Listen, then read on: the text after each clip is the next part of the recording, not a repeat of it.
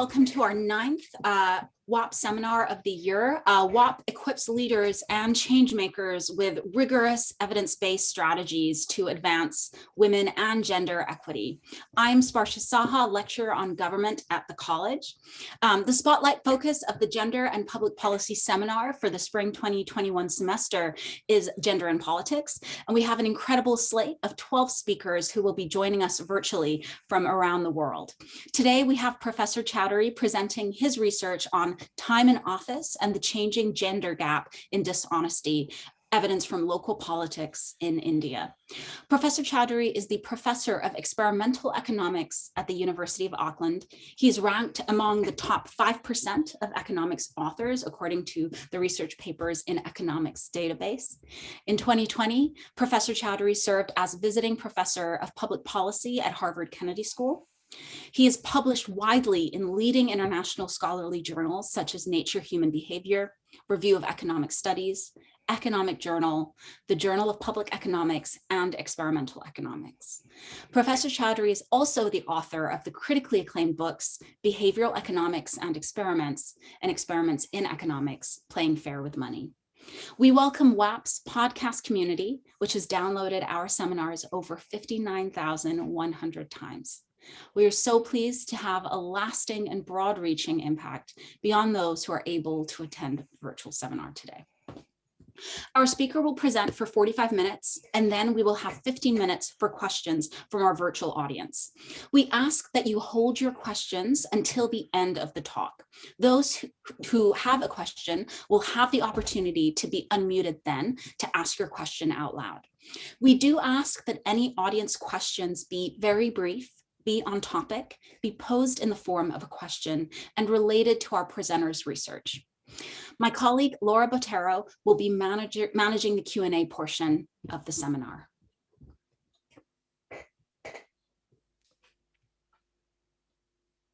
And I'll turn it over to Professor Chaudhuri. Hi. Hey, hi, Sparsha. Thank you so much for that wonderful introduction.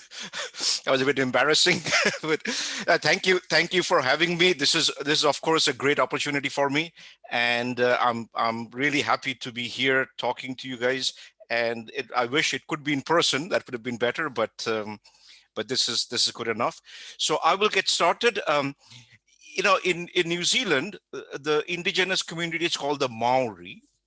And as opposed to other countries, the Maori culture is quite well integrated into New Zealand's culture.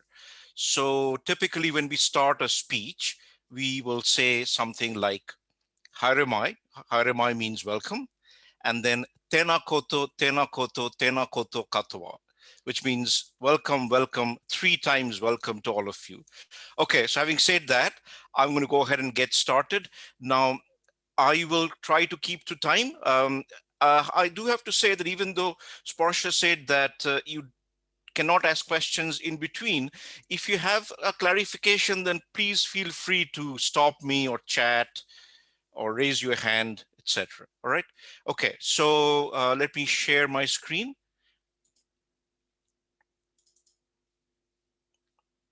I hope you can see that. Can you see the full screen, Laura, or? Yes, it looks good. Okay. All right. So, so I'm going to talk a little bit about a recent project trying to understand kind of this issue of corruption and gender. I've done some work in this area, and so I'm going to go ahead and talk to you a little bit about some of this. Now, I understand, or I'm pretty sure that the people who are tuning into this talk come from a wide variety of backgrounds, and gender is always a potentially kind of controversial, difficult topic, you know, sometimes leads to emotions. So if at any point of time you have any questions or arguments, feel free to tell me or email me later on, because I'm quite happy to hear the diverse perspective, because I will present a particular way of looking at this problem, but I understand that there are many other ways of thinking about this. Okay, So having said that, let's go ahead. So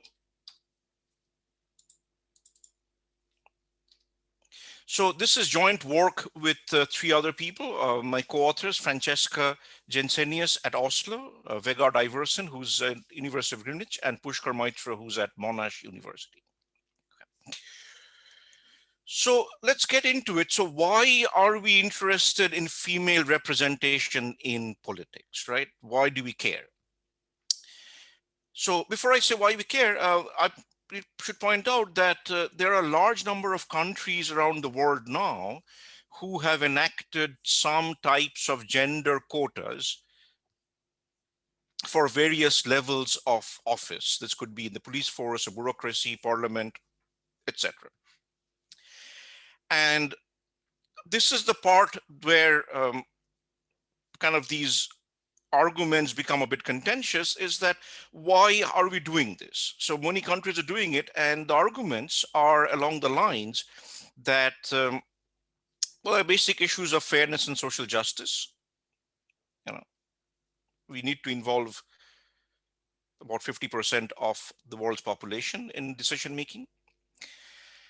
Women's experiences and perspectives are distinct and valuable. They deserve to be heard, and it's important to hear them. And women, as well as other minorities, can serve as role models.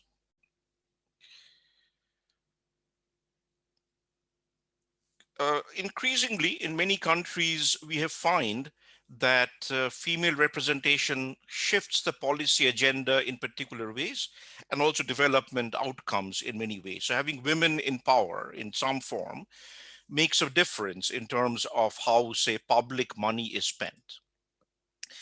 There is some evidence that women's entry into politics actually increases the quality of politicians by kind of driving out less qualified males.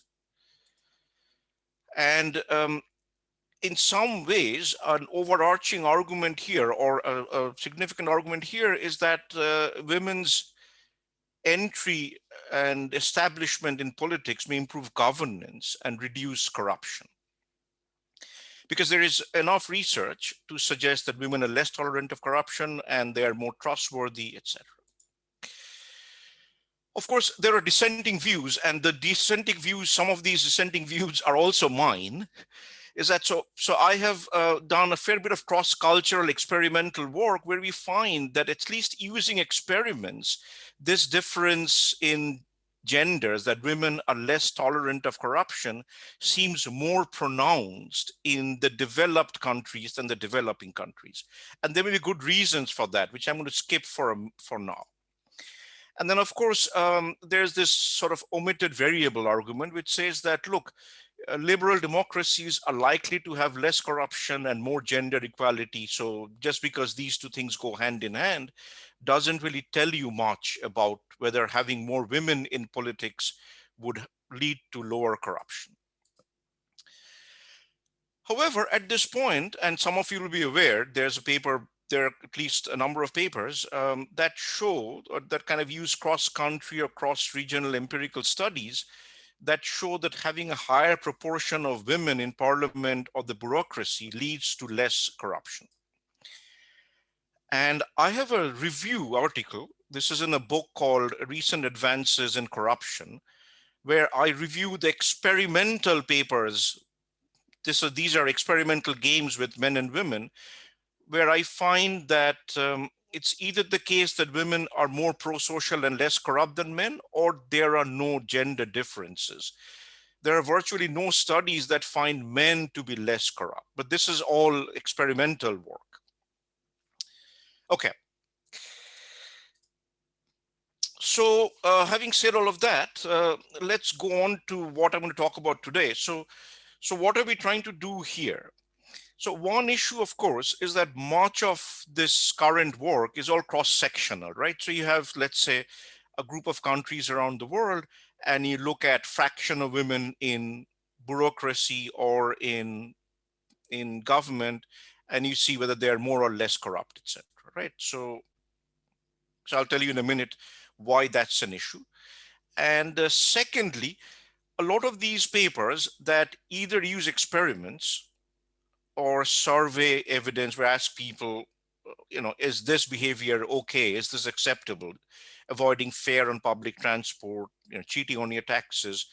So a lot of the survey type work uses just regular citizens, and many of the experiments use university students, which is okay.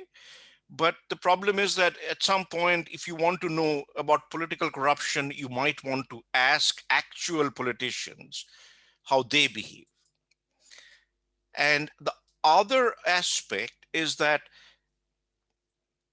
previous work hasn't really looked at how some of these things may evolve over time. So let's say women are less corrupt than men when they enter into politics. The question is, do they stay less corrupt? Now, just to flag this beforehand, I don't actually have longitudinal data. So I cannot really track, we could not really track the same group of people over time. So what we're going to do, I should tell you beforehand, is we're going to compare a group of people who are inexperienced in politics and those who are experienced in politics, which was the best proxy that we could come up with. And I'll explain to you how we are going to do this. Okay. So based on prior work, we really expect that women should be less corrupt than men when they enter office. And this, however, may change with the experience of holding political office. And we'll see how that changes. And while such change may occur for both men and women, we expected kind of a larger behavioral changes for women, since they're typically entering a male-dominated environment. Okay, so where does the data come from? So what we did was we went to the state of West Bengal in India. I'll say a little bit more about why we did the study here. And we have data from actual politicians who are running for elections as party members. So in West Bengal, elections are fought along party lines. So these people have been nominated by their party to run for election to what's called the village council. Now, in 1993, an amendment to the Indian Constitution established this so-called three-tiered system of local government. So at the very bottom level, so the whole thing is called the panchayat system. So I might use that word once in a while. It's called a gram panchayat. Gram is the Bengali word for village. Panchayat is a council. So at the very bottom, you have what are called village councils. Then there, on top of that, a larger group called a sub-district or block councils. And on top of that, you have the district levels. So we are looking at politicians kind of at the lowest level of this hierarchy. And on top of that, you could have member of legislative assemblies and parliament, etc. Okay. What this amendment did also is it reserved 1/3 of seats for women. Now, this reservation, I'm not going to talk about this today because this is not really relevant to what I'm talking about. This reservation exists at this village council level, and there is a bill that's kind of lying idle in parliament to extend these reservations to what are called legislative assemblies. There's a state, so think about this as state houses and the federal parliament, but that hasn't passed yet. So you only have reservations for women at this level. And there are also reservations for what are called scheduled castes and scheduled tribes. So these are, those of you who know India, you'll know that on the Hindu caste system, you have some castes that are kind of backward castes and they have been marginalized. So there's some reservation for them. So I'm not going to talk about that here, but just to flag that there are seats reserved for women, which will have an implication shortly. So what's a village council? A village council has somewhere between 15 and 30 members. They're headed by a pradhan or a head. They represent around 10,000 people. they do have some amount of power in the sense that there is scope for reasonable amount of corruption if you wish to engage in it. They're responsible for spending a large amount of public goods or public money. And increasingly, a lot of India has a lot of subsidies, and a lot of these subsidies are now being sent directly to these village councils to be given out to the local people. So roads, irrigation canals, there's a subsidy for cooking gas. So there is scope for corruption. And as a result, some of these elections are quite contentious. And councillors and the panchayat head or the gram, a village council head, has a fair amount of power in deciding how to spend this money. Okay. So for those of you who don't know, this is on the left, we have India. So West Bengal is the state in the eastern part of India, bordering Bangladesh. And we went to this one district in West Bengal called North 24 Parganas. This is just kind of north and east of the city of Calcutta, which is one of the biggest cities in India and the state capital. Just to put this in perspective, West Bengal has a population of 90 million. And the district of 24 Parganas has 11 million people. So we're talking about a country or a region bigger than Sweden. So there are a couple of reasons why we chose West Bengal. Well, one reason, of course, was that, again, those of you who know India will know that in India, each state literally speaks a different language. So two of the co-authors, me and one other person, we come from this state. So we could translate the instructions into the local language, etc. But more importantly, West Bengal is considered one of the more progressive states in India. Calcutta was the capital of British India till 1911. And so Bengalis adopted kind of European modes of thinking much earlier than other parts of the state. And so the male patriarchy or male authoritarianism that is characteristic of many states of India is less pronounced. I won't say it's not there, but it's less pronounced in the state of West Bengal, which is why we thought that here you might be able to get kind of true preferences of men and women. And the preferences of the women in our sample are not being unduly influenced by the men in their families or by their husbands or partners, etc. The other reason is that in 1977, this party called the Communist Party of India Marxists, some of this will sound very strange to the Americans in the audience. The Communist Party of India Marxist-led alliance called the Left Front came to power, and they were in power from 1977 till 2011 for 34 years. So while they didn't get many things right, one thing they did do was they established a well-functioning panchayat system way ahead of many other states in the country. So West Bengal has a long history of these panchayat elections and a fairly well-defined panchayat system. Okay.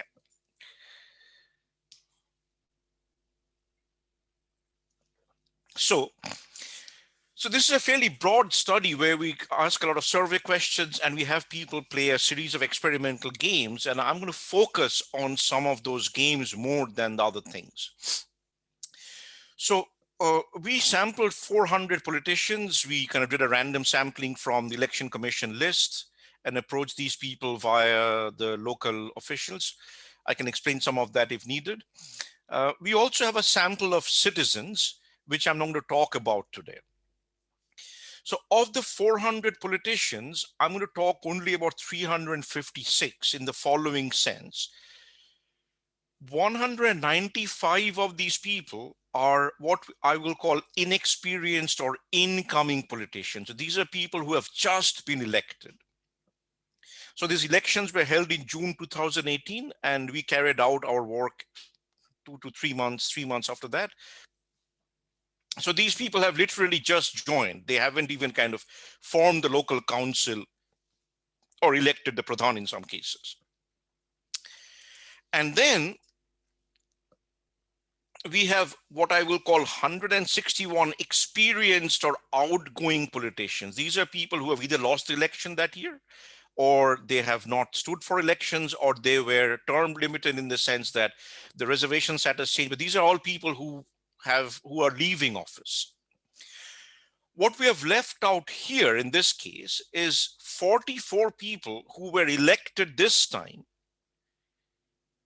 but have held office before. So these are people who are experienced, but they're not quite, they've elected this time, but they have experienced political office. So we have excluded them so that we believe that this incoming and outgoing comparison is a cleaner comparison of the two types. We could include these 44 incoming people who have been elected this time but have held office before among the experienced. It doesn't change the results that drastically. But for now, I'm going to compare the so-called incoming people versus the outgoing people. The outgoing people are people who have been in office for at least one term, which is 5 years or more. Okay. So this is sort of the distribution. And here you will see, as opposed to other developing countries, even in India, what the seat reservation does. So because of this reservation, we have a reasonably balanced, the numbers of men and women are reasonably balanced, while in the absence of this reservation, you would get lots of males and very few females. So that's one thing that this has done. And if there's time, I'll talk a little bit about what else we think reservations are doing. Okay. So we have a lot of survey questions, which I'm going to mostly ignore. So we ask about, we have data on demographics, we have personality traits, we ask questions on self-efficacy, self-esteem. If somebody has questions, I can explain those, but I'm going to skip that. We ask about political aspirations. Do they wish to run for office again? Same position, higher positions. We asked about their trust in political leadership at the village level, at the district level, at the state level. We asked them about what should be the Gram Panchayat priorities. We asked them questions on attitudes towards nepotism and corruption. And we asked them questions regarding traditional gender roles. I think a last bit may have been cut off. So last thing says attitudes regarding traditional gender roles. So of all of these things, I'm going to ignore most of these things.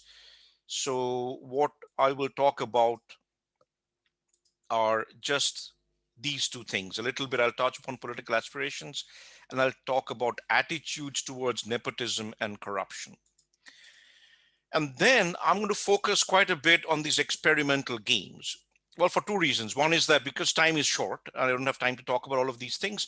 And the second is that one of the reasons we run these experiments, and I'll show you this very briefly soon, is because, when you do surveys, one criticism of surveys is that, well, surveys are, after all, cheap talk.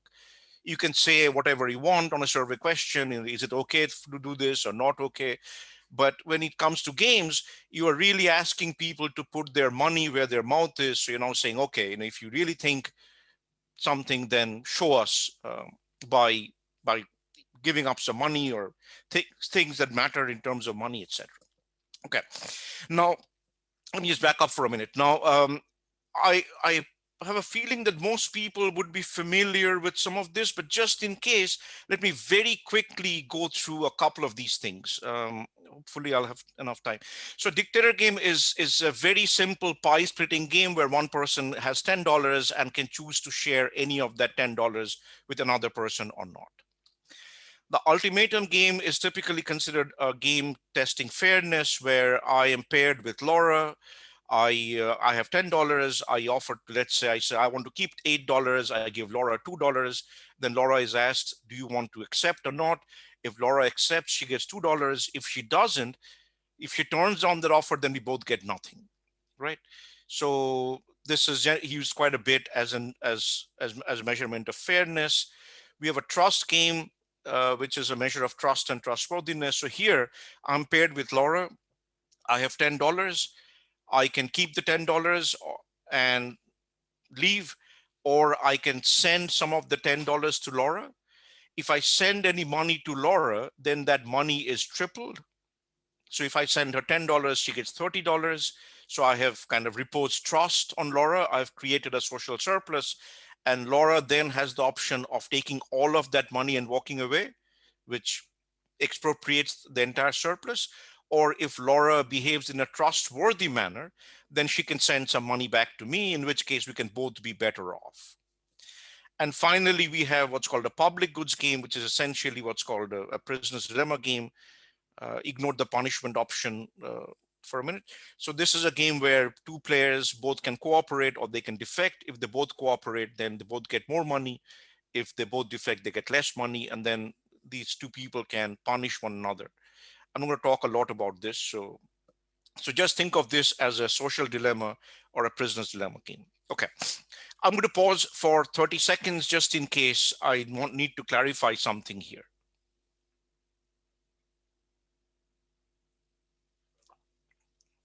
Okay. I don't know if that was 30 seconds, but let's move on.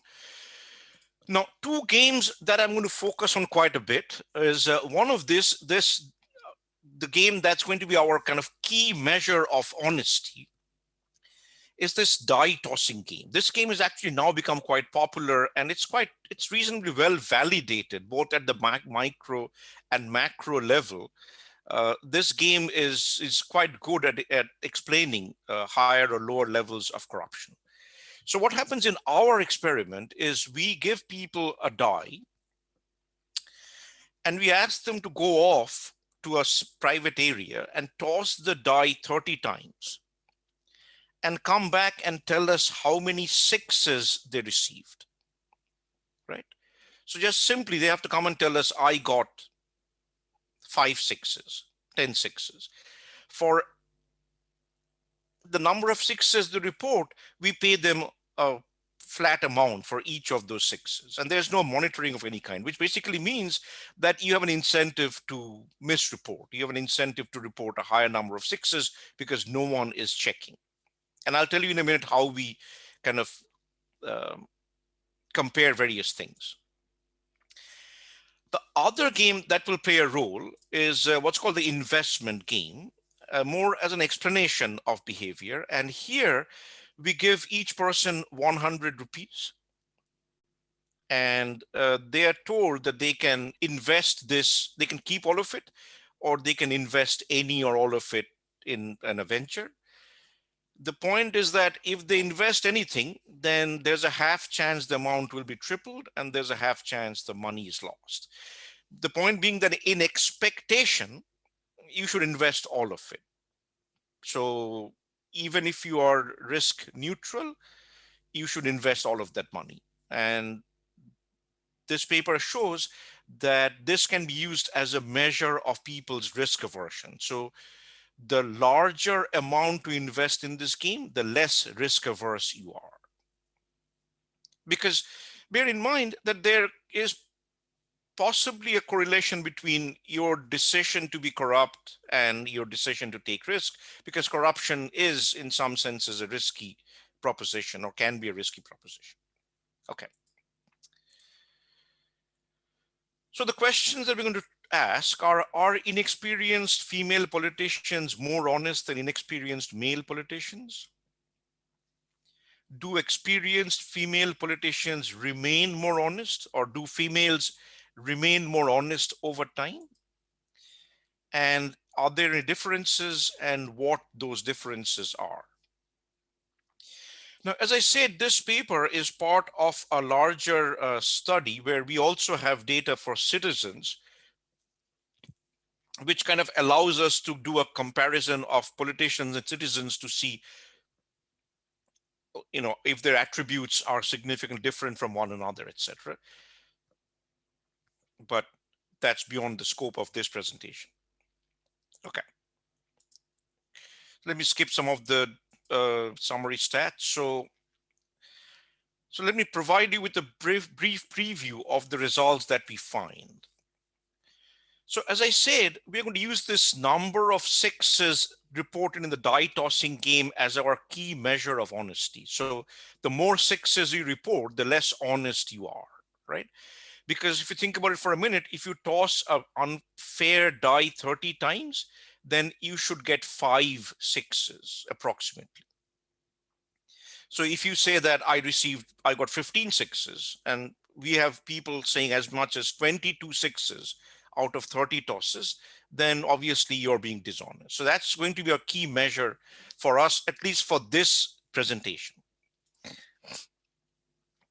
So we don't find a significant difference between inexperienced females and inexperienced males overall, but we do find, and I won't have time to get into that, that inexperienced females who express future political aspirations, so people who wish or desire to be in politics or advance in politics, are more honest than inexperienced males. So what I'm simply saying is that we do get a version of this result, that inexperienced females are more honest than inexperienced males.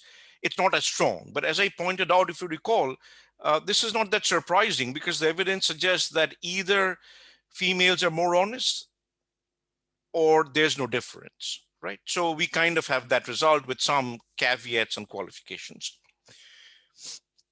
What was surprising to us was that experienced female politicians become significantly more dishonest than inexperienced females or even experienced males. And I'll explain this in a bit. So what we find is that for males, there is not a lot of change over time, but for females, there are significant changes and an increase in the level of dishonesty. There are kind of qualifications, but I'll show you the broad results that we have. Okay.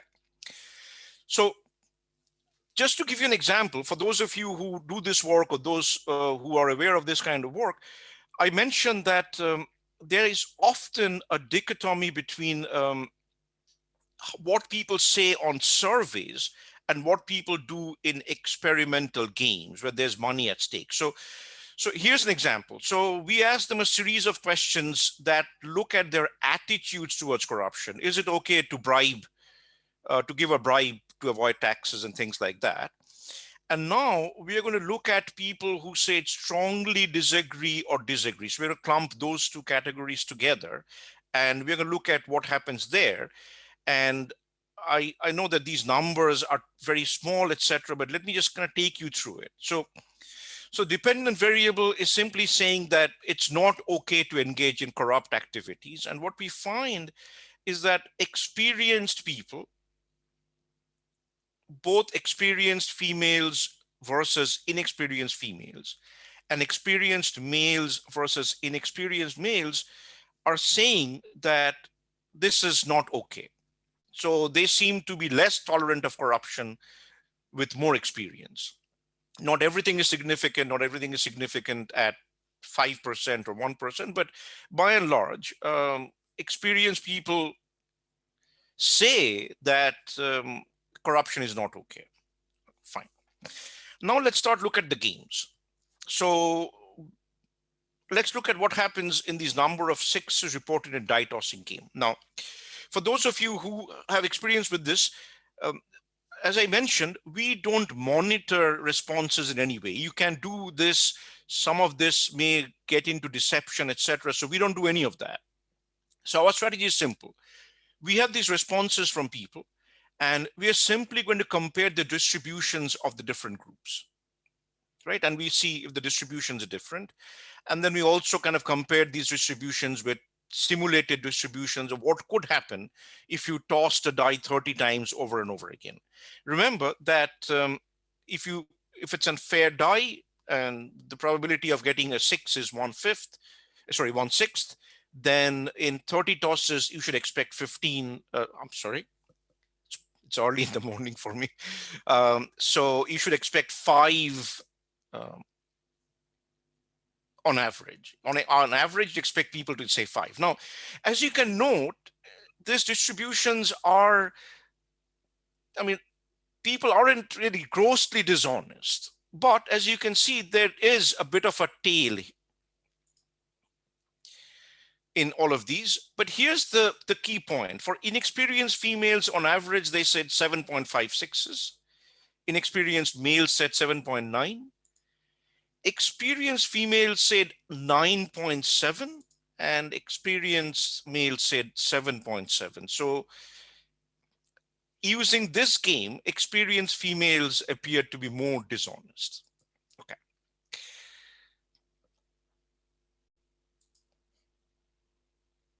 All right, let me skip some of this just because I will run out of time. So this regression just simply reiterate what I just said, that compared to inexperienced females, experienced females report higher number of sixes in the die tossing game. Okay. So no significant difference between inexperienced female and male politicians. As I mentioned, inexperienced females with political aspiration are more honest, which I haven't shown that in this regression. Experienced female politicians report significantly more sixes than inexperienced females. So it seems over time, females are actually expressing higher levels of dishonesty in this game. So let me briefly talk about what's happening here and why this might come along. So what's the possible ways, if it is the case that women are becoming more dishonest with exposure to politics and time in office, what are the possible explanations? So one is a change in the degree of prosociality, right? So they're becoming less cooperative, less trustworthy, etc. Second is a change in the degree of risk aversion. And then third potential explanation is their political aspirations. And a final connection might be their family connections, right? To what extent do they have, if you think about it as kind of political networks? Okay, so to look at the first issue, the political prosociality, we look at what happens in those games I talked about, the dictator game, the trust game, the cooperation prisoner's dilemma game. And we find that there is no difference over time. Sorry. So nothing much changes in those games. Okay. What does change dramatically with experience is a difference in risk aversion. So in this panel, I'm showing you that experienced females report many more sixes than inexperienced females. And correspondingly, we find that in column 5, this risk preference is simply the amount invested in the game. And I said that higher amount invested means less risk aversion. So experienced females are also investing a lot more than inexperienced females. So if you look at those boxes or take my word for it, what we find is that inexperienced females invest a lot less than inexperienced males, but experienced females invest a lot more. What this is basically saying is that over time, the experienced females are becoming much less risk averse.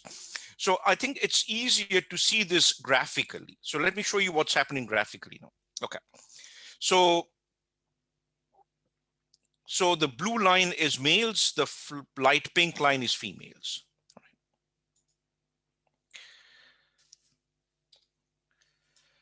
So let's look at what's happening to the number of sixes reported, right?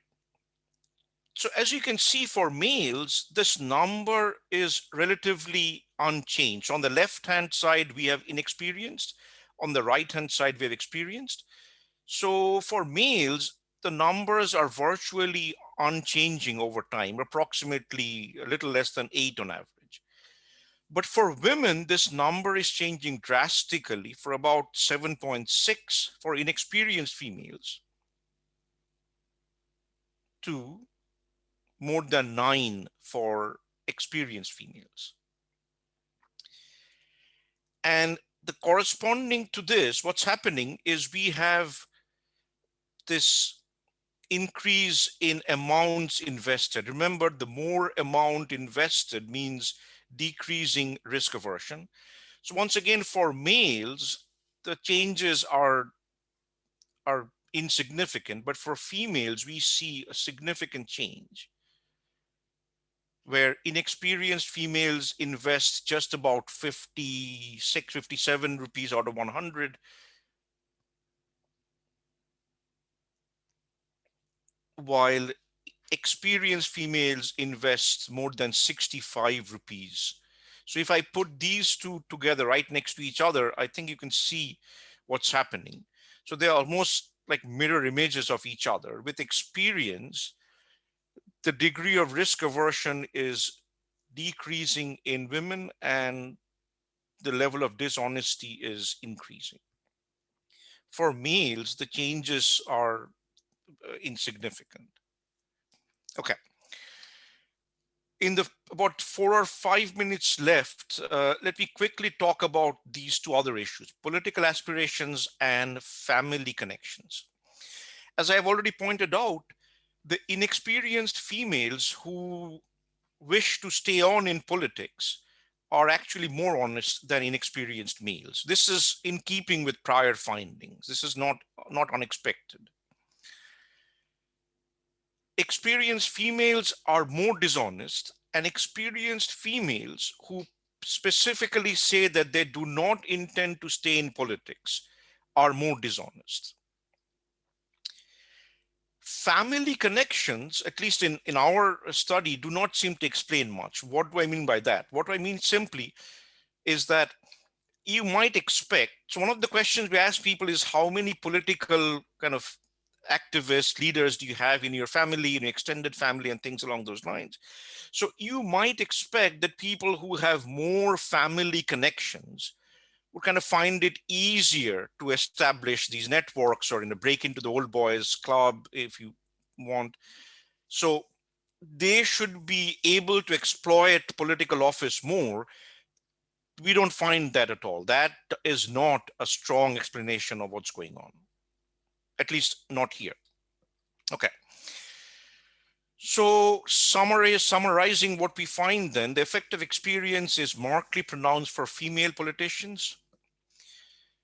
We sort of find the results that inexperienced females are more honest than inexperienced males. So if you look at this as a cross section, then we get this result that females that don't have inexperience are more honest. But over time, experienced females seem to become more dishonest than inexperienced. So essentially, that honesty doesn't seem to survive their time in office. And looking at various channels, at least the channels that we have data for that we could look at, it seems that this change over time for experienced females, it's not a change in their level of prosociality. It's not a change in kind of their family networks and things like that, but it's mostly driven by reduced risk aversion. So I don't know whether that may be a reduced fear of getting caught, a reduced sense of accountability, but that seems to be so just going back, this, of all the things that we have, this seems to be the most compelling explanation for why females are becoming more dishonest using this die tossing game. And with that, I am going to stop, as most of you are too young to remember this. But long time ago, when I was young, Dennis Miller used to read the fake news on Saturday Night Live. And he used to say this, that's my story and I'm sticking to it. Okay. Perfect. And thank you so much, Ananish. We'll open the floor for questions. If you have a leave please this go one up here. Sure. to the participant tabs and or put it in the chat. And I'll ask to unmute if you want to ask your question.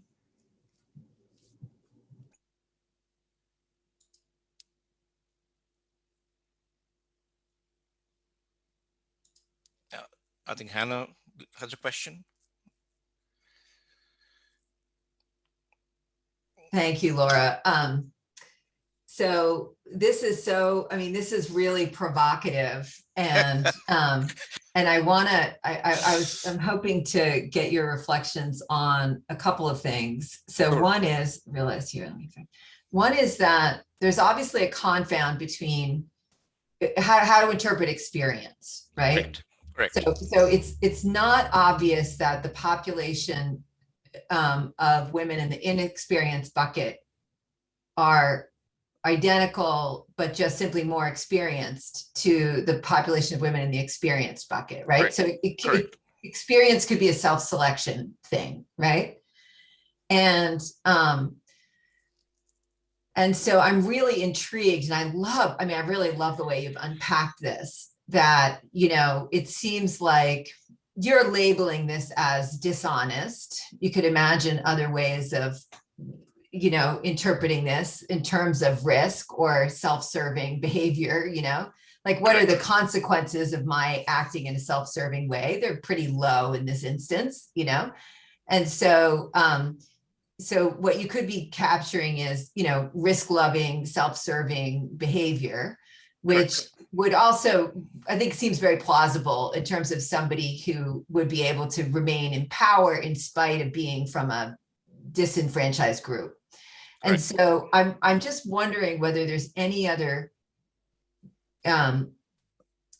lower status groups with whom you might be able to replicate this effect, to try to unpack again the extent to which this is kind of survival and advancement tactics within an inequitable system, or something specifically related to gender.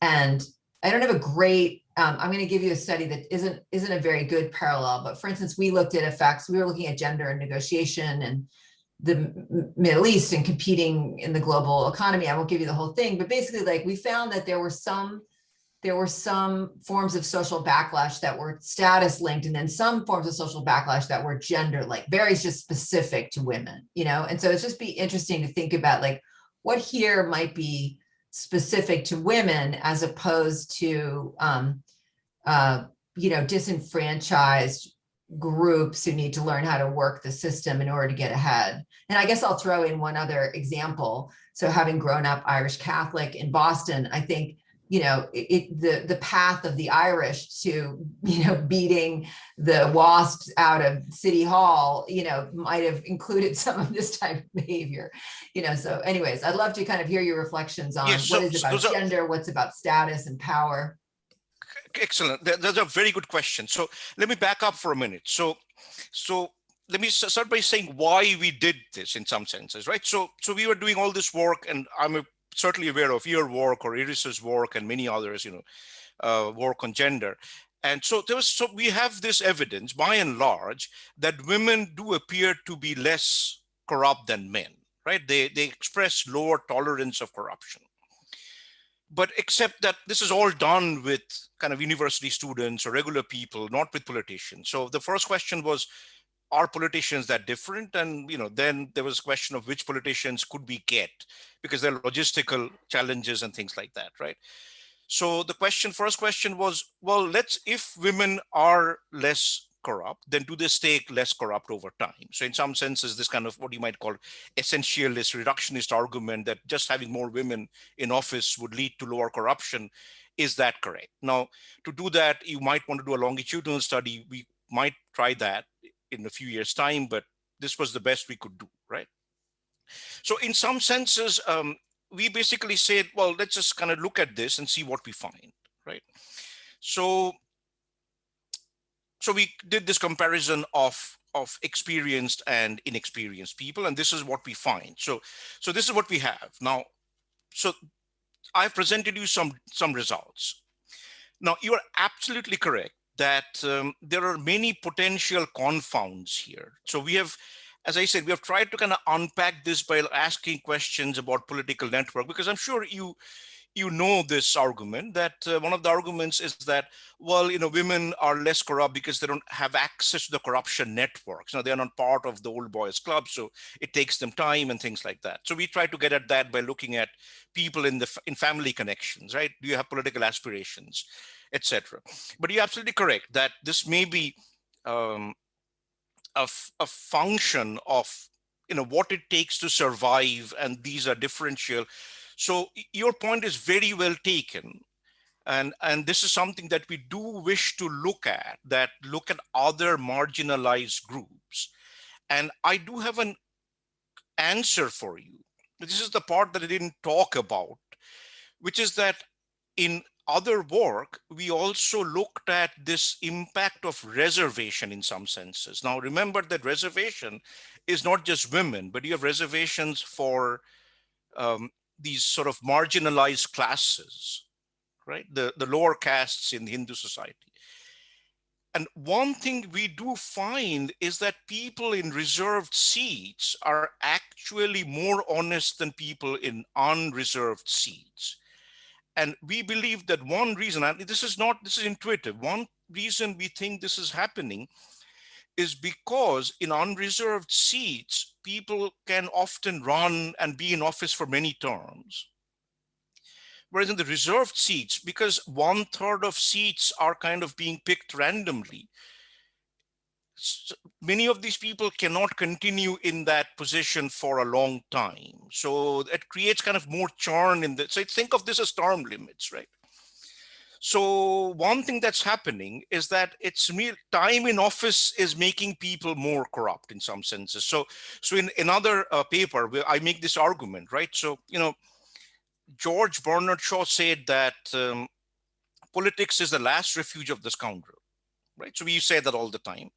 And then we also say that this is saying by Lord Acton, the British historian, that power corrupts, absolute power corrupts absolutely.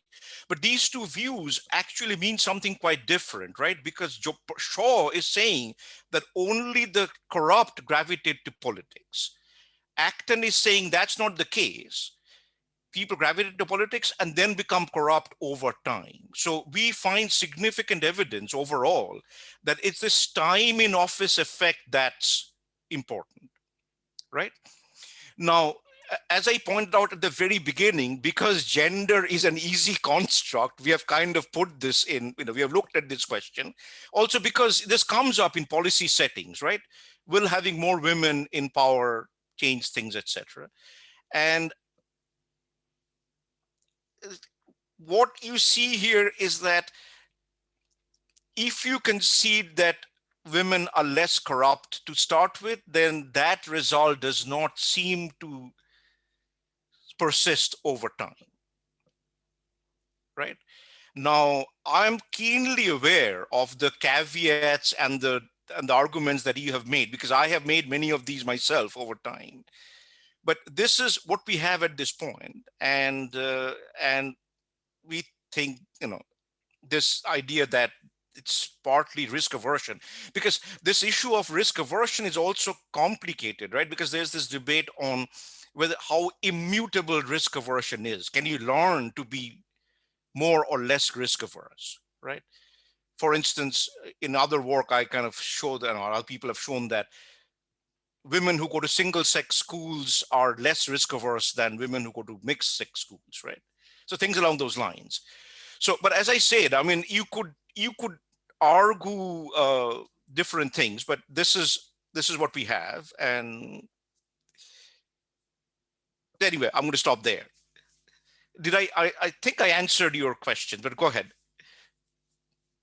Am I cutting the line, Laura? Is there anybody else?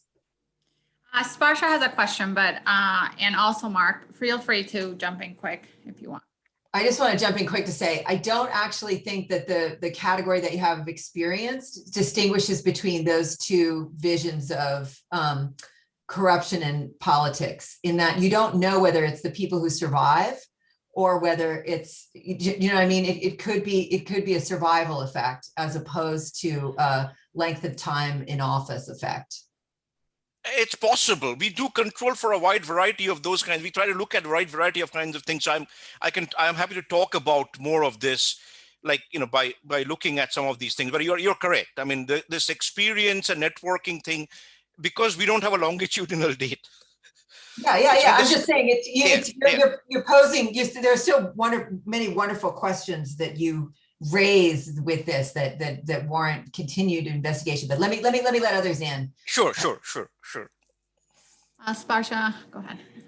Yes, hi. Thank you so much for this presentation. It was so fascinating. It made me think a lot about a paper that made this argument that women leaders in, as you brought this up, in developed countries are actually less corrupt. And one of the reasons that's given is because there's this honesty pedestal. And so this idea that they're more risk averse to potentially a scandal having a disproportionate impact on them relative to a male candidate or a male politician.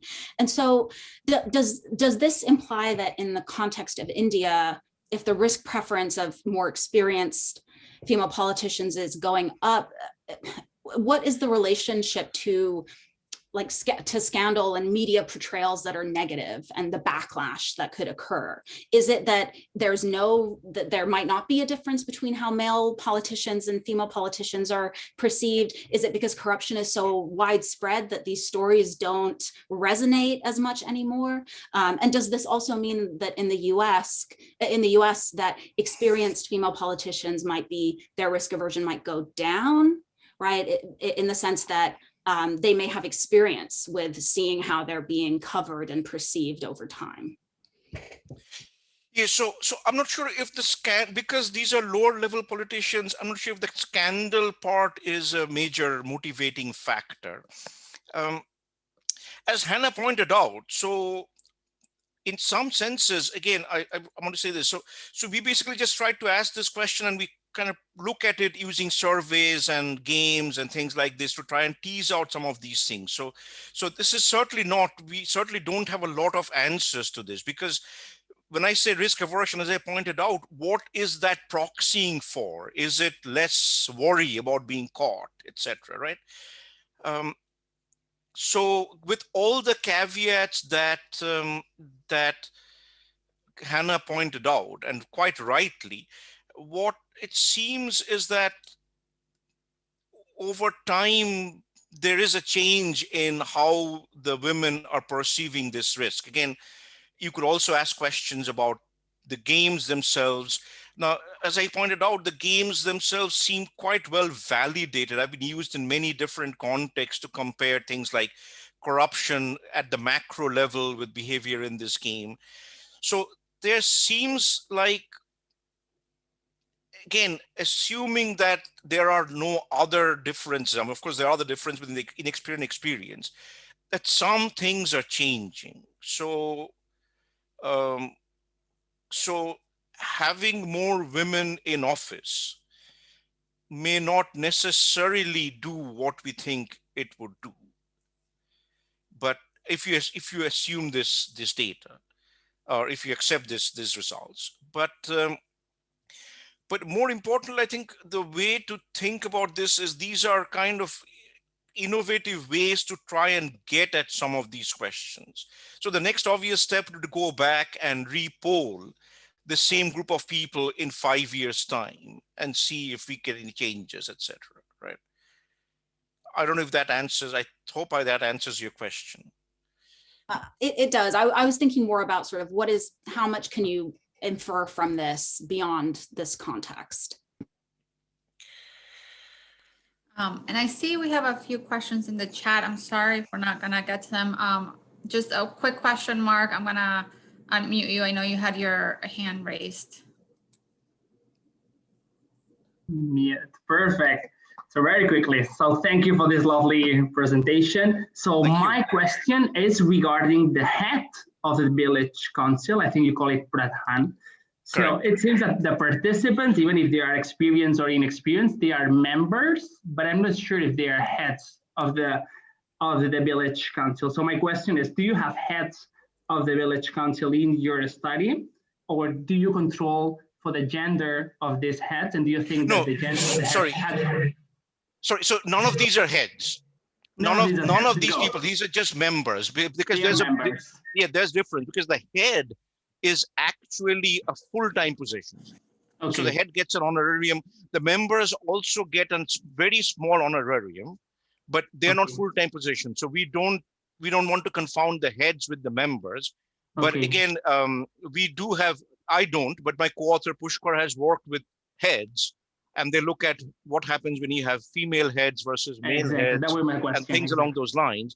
And there is a difference. There are two kinds of differences there. One difference in the Indian context, but their data comes from Bihar, which is a much more kind of male patriarchal state. So when you have female heads, village money does get spent differently. There's more investment in public goods, but there is also some amount of backlash from regular villagers to the gender of the females. But it does matter how long, if we have a female head for a longer period, then that kind of goes away. That's all I can say right now. Okay, perfect. Thank you.